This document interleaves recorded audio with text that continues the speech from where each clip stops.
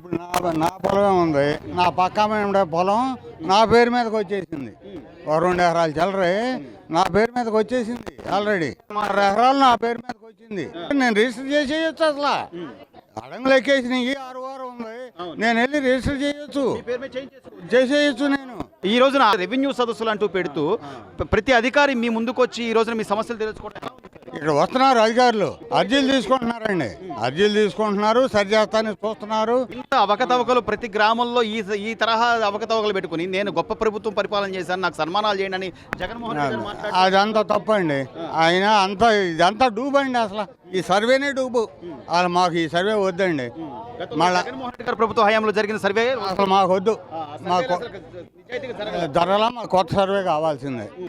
మళ్ళీ రీసర్వే పెట్టాల్సిందే. ఒక ఊళ్ళో 5-6 తప్పులతో సరిపోయింది. మా గ్రామం మొత్తం తప్పులే. ఉప్పులూరు గ్రామం. దాన్ని రీసర్వే పెడితేనే సెట్ అవ్వదు.